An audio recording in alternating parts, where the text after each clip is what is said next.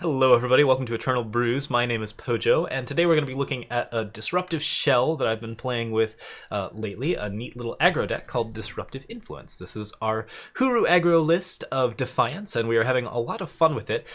Basically, the idea behind it is we are playing a Hooru aggro style, which is a lot of flying evasive units, a lot of it's a little bit slower, I would say, than most aggro styles, because most aggro styles have a lot of really aggressive stuff going on, like very, very quick units, one-drops. But this is more about flyers and sort of not interacting with your opponent, just going straight for their face and making sure that your opponent can't do anything about that by messing with their overall game plan and just sort of screwing up all of their stuff. So it's a pretty fun style. We're going to talk a little bit about it and basically what we're doing with it. So let's go ahead and jump right into it. First things first, let's talk about the disruption, because that's sort of like the interesting part of the deck. And it's some of the stuff in Defiance has really sort of made interesting changes to how we sort of function with our lists and what types of things we want to run. First things first, I'm running 4 of this card, Steely Resolve. This is a 0-cost card that negates an enemy spell with cost 1 or less. There are a surprising number of good spells with cost 1 or less, and I think that in general, Eternal's primary problem with counter spells and that kind of thing is that they are typically very, very tempo inefficient. They are something that you can shut off a particular spell of your opponent's, but you have to hold back a lot of power, or you have to sort of, you have to be pretty patient and like basically not spend power when you would otherwise be able to. And if you're playing a tempo efficient game, it can be very, very tricky to do that. Steely Resolve, however, costs 0. It is always free, and it always negates some of your opponent's most important spells. Defiance is a 1-cost spell in Justice that is one of the most important anti-aggro tools that Control has right now. Torch is a 1-cost spell in Fire that also is very, very important for dealing with that kind of stuff. Most people are running Seek Power and Winchest Cargo or any other type of cargo to fix their power, and if you are running those types of cards, then typically you're trying to get particular influence that makes your entire deck turn on, and if you suddenly get Steely Resolved, that can really mess with your game plan in a way that we really hope to take advantage of. It's a lot of fun to counter Seek Powers, in particular with Steely Resolve. It's vicious, it's nasty, it's mean, it's cruel, and it's really delightful. So yeah, Steely Resolve is a ton of fun. We've been playing around with it a lot, and basically the idea behind this deck is don't get torched. If we don't get torched, then we have a lot of flyers, and we typically win just by virtue of having lots of small flyers. So that's our basic game plan. Our other basic game plan is not to get killed by Vara, Vengeance Seeker, and other big lifesteal units, so we're going to talk a little bit about that as well. So Eilyn's Intervention, this card is currently a 1-of. It shifts around in number, but we like being able to counter 3-cost enemy spells as much as we like being able to counter 1-cost enemy spells, because 3-cost enemy spells includes displays, which are really, really important. This card also knocks flyers out of the air, which is a less used a part of this card for reasons that will become apparent when we go into our 2-drops, but it is nonetheless pretty handy when you're trying to knock flyers out of the air and get yourself across for value. So we like this card a bit. We've played with the numbers quite a bit, and currently it's just a 1-of, but it's something that we do like having. Bar the Gates. Now, this is one of the most interesting cards in the list, and it's really one of the most fun ones. This is a skill tester for sure. So the basic idea behind this card is it locks on a card out of your opponent's hand for 3 turns, and this can be a very, very big deal depending on what the card is. It's particularly useful against merchants. If you grab your opponent's merchant with Bar the Gates, chances are they're not going to get whatever answer they need out of their market in time to effectively use it against you or your aggro strategy. It's really, really hard for them to do that. It's very good against Vara. It means that Vara never comes out of hand, and you don't have to deal with Vara until it is far too late for Vara to have made any difference. It's good against any type of sort of roadblock card like Sandstorm Titan, or anything that's going to really mess with your strategy. Like that kind of thing is very, very good. If you can lock down a harsh rule with this is a pretty good way to do that. The other thing that it does is it gives you a preview of your opponent's hand. It shows you all of their non-power cards, and it basically tells you exactly what you need to know to win the game and figure out what your path is to actually achieve victory. This is not a card advantage card, because it does, of course, cost you a card and not cost your opponent a card, but if you manage to win the game in those preceding 3 turns, or if you in some way mess with their tempo enough that this card will allow you to win the game in 4 or 5 turns, then it's really, really worth its salt. And I have found that Bar the Gates, when you do it right, is probably one of the most powerful cards in this list. It's really, really quite good. I've had a very, very good time with it.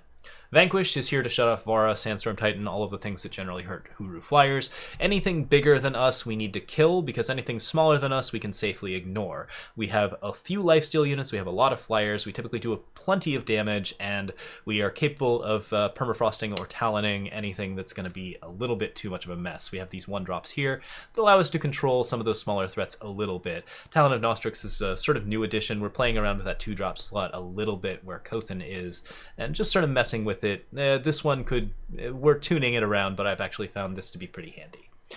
Finally, at the top is Rain of Frogs. This is really, really good after you've barred the gates on something for 3 turns. Your opponent has had time to sort of accumulate that card into their hand. Now you Rain of Frogs them. They may actually have more than 1 copy in their hand, which is very unusual, but is where Rain of Frog gets a lot of its value.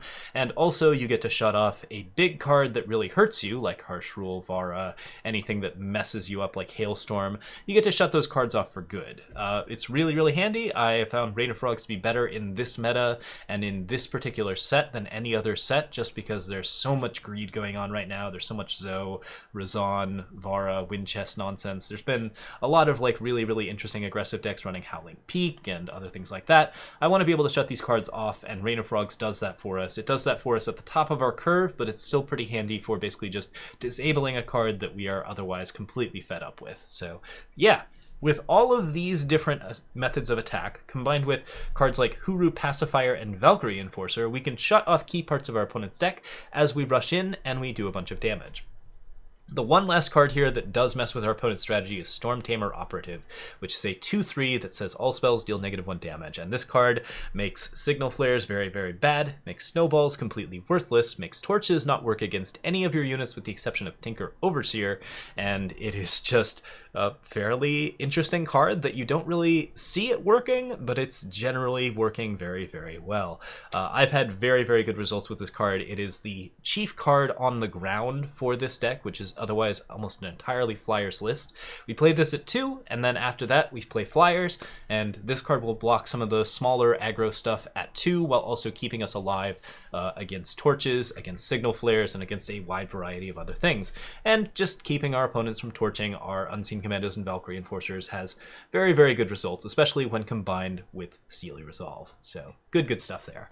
Beyond that, the rest of the deck is just aggressive flyers, Eager Owlet, Tinker Overseer, Unseen Commando, Valkyrie Enforcer, and Windchest Merchant to grabs our market full of yet more interesting lockdown effects, including Vision of Austerity for relics, Avacraft for large ground units that really, really, really need to die, and Auric Runehammer for anything in the mid-range where we just need to sort of aggressively deal with, the smaller cards that we would like to just outvalue a little bit. Roland's Fist at the top is sort of a fun of. You can replace this with whatever you want. We had an Adjudicator's Gavel for a little while, but eventually we figured out that we were shutting down Void strategies enough that we didn't really end up getting it out of the market very much. So if you have a card in particular that you want to run in here, this is definitely an open fill slot, and Roland's Fist is the only legendary in the deck, so if you want something with no legendaries, this is an absolutely pauper list. Don't run the Roland's Fist, just put in something else that actually does serve you. That's it. So we're going to go ahead and show this deck off. It's a lot of fun, and hopefully we'll see how Disruption can lead to really interesting and sort of tactical aggressive strategies. This is a hard deck to play, but I would say that it is relatively competitive, and with a little bit more tuning, you can definitely get this list into Master without a lot of issues. I think it is definitely something you need to tune to whatever your specific pocket of the meta is, but for the most part, it deals pretty well with a wide variety of decks and has a decent amount of interesting shutdown options. So yeah, let's go ahead and give it a shot, and we'll show you how it plays. Alright, here we are up against C-In, and looking at our opener, it's reasonably strong. We got the Eager Owlet, we got a Cobalt Waystone. I'm first here, so I don't get to draw another... I don't get a lot of chances to draw a third power, and the third power does need to be double green, so we're going to go ahead and redraw here because the odds of getting the necessary tools is not amazing. This is a little bit better. At the very least, we get to play the Hooru Pacifiers. I'm probably not going to go to a Desperate Mull, so we'll go ahead and do the Crest of Order here, and hopefully we'll get a 2-drop that we can play. Windchest Merchant, that's another 3. It's not a terrible idea. I think we're probably going to go ahead and ditch it and see if we can find something else. Basically, we're looking for something 2-drop or less. Talon and Nostrix will work. Go ahead and play it, knock it out, see what we can do. Now that we've got that down, we can play the Hooru Pacifier pretty safely.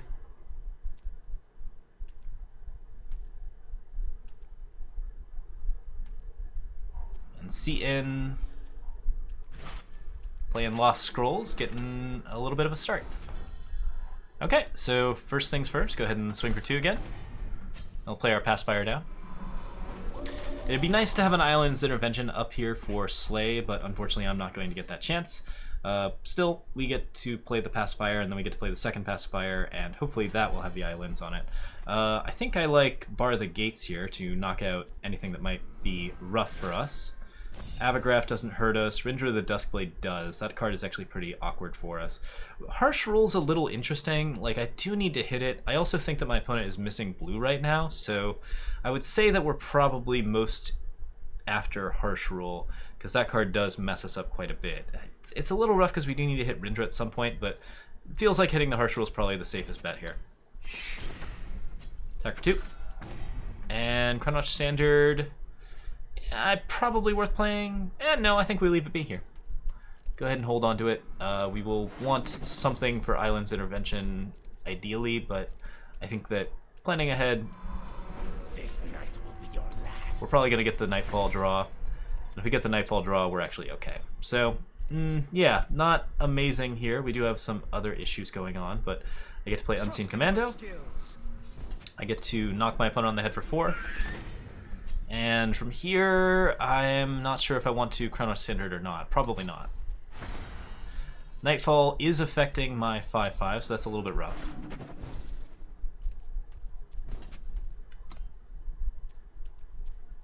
My opponent's next big card is Wisdom of the Elders. Countering Seek Power doesn't really seem necessary at this point. Like, my opponent's got Harsh Rule, but we're fine on that. We've got 2 more turns on that, and you can always watch this by looking at your Void. The Bar of the Gates actually says that on your Void. That's a little bit rough. We really would have liked to have barred the Gates on that card, and unfortunately I didn't get the chance because he just top-decked it. So, bit bad, but not a huge deal here. We'll just Vanquish there. Then we'll swing back in and get our damage. There's 1 more turn on Harsh Rule, so we get 1 more turn without Harsh Rule, and then we get to bar the Gates and knock Harsh Rule out again, which is pretty ideal. If I use Eilyn's Intervention to counter the Wisdom of the Elders, then my opponent can't draw into anything that's going to help him out here. The 5/5 does not have the thing that he needs to win, so we're in pretty good shape there. And with a Permafrost to lock out the 5/5, I think we're actually looking at potential lethal here. Just swing in. 3/4 and the 4/5.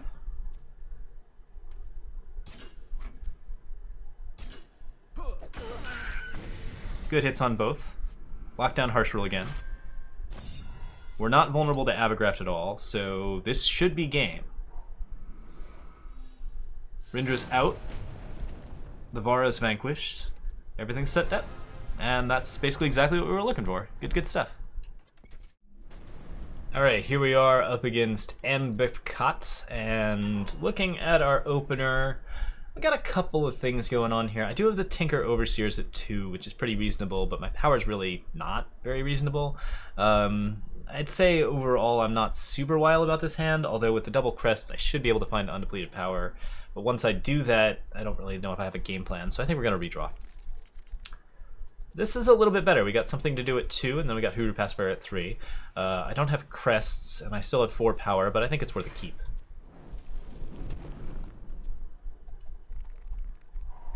Alright, and Mbifkat.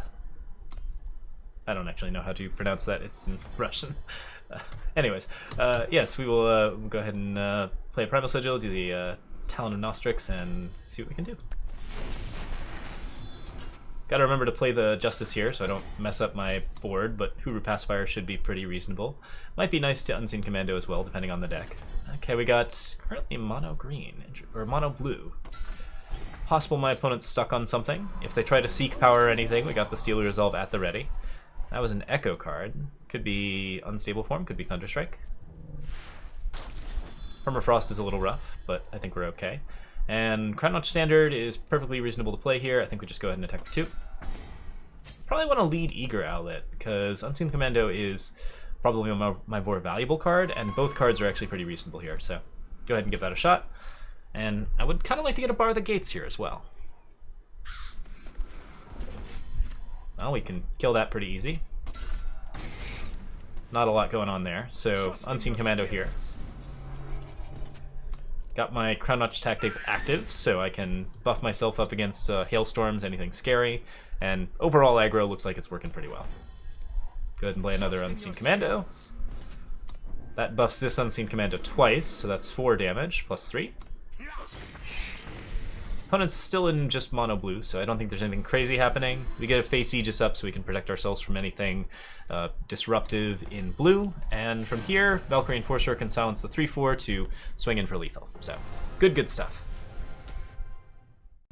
Alright, here we are up against Martin, and I kind of like this opening hand. Even though it's entirely just 3 drops, I've got the Crest to maybe look for a good 2-drop. And then even if I don't get the good 2-drop, this is a pretty ridiculous array of flyers. It might be able to take the game all on its own. I think I'm gonna keep this. It's a little bit greedy, but I think it's worth it just because everything in the hand is playable. So that's usually a sign of a good hand, even if we don't have a great tempo play here. Typically aggro, we want to be at least capable of getting the 2-drop, but I can dig, and we're gonna do that now. Alright, if we don't find it, we'll just Hooru Banner, and then we'll play down probably Valkyrie Enforcer into Unseen Commando over and over again. Ooh, nice, got it. Kothon can get torched, which puts me in a rough spot, because then it means I'm not playing a 3-drop, because Hooru Banner is depleted if I don't have a unit, but looks like we're good to go. Yeah, sweet. Okay, so now we just silence the Warcry. Swing for 2, and we're off to the races. Like, I've got a 3-3 in the air, I've got a 2-3 on the ground. I'm not particularly worried about any type of aggression. Second Rakano Outlaw is going to meet a second Valkyrie Enforcer. And I wasn't kidding when I was talking about... yeah, we've got a lot of shutdown in this deck, so a lot of our stuff just turns off our opponent's stuff while we develop our own board. And that's pretty important if you want to like get a really aggressive start going. I didn't attack with Kothon there, because I feel like the Kothon's just holding both the Rakano guys back and forcing our opponent to actually use any type of spell that they might have on that.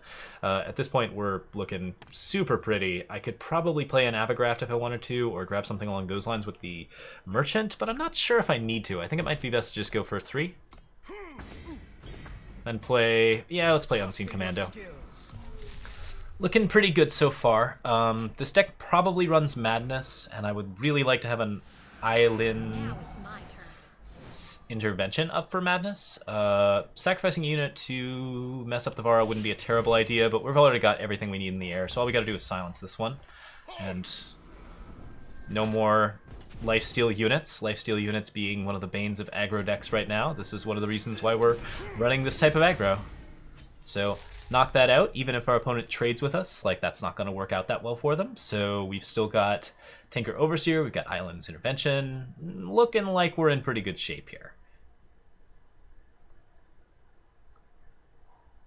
There's the Madness. Unfortunately, I don't have the Eilyn's Intervention here because I never drew a 3rd power, but this is only like 3 damage and then probably maybe a Combust. Even with the Combust, like,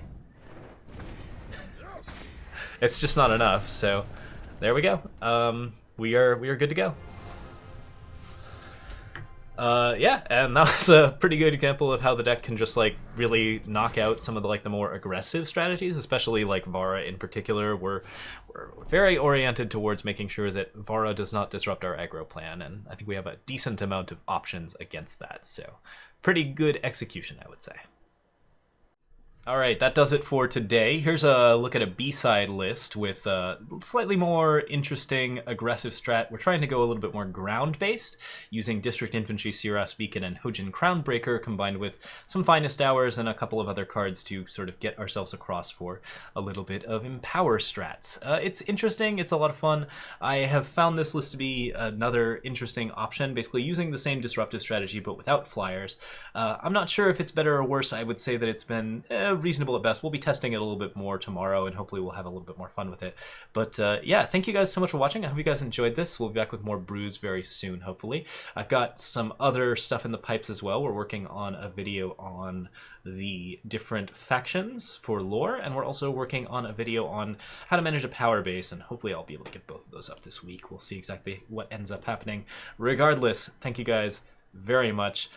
We have a Patreon now, so if you want to go check that out, it's patreon.com/locopojo. You can subscribe to me on YouTube. You can subscribe to me on Twitch. If you have Amazon Prime, you get a free sub and everything.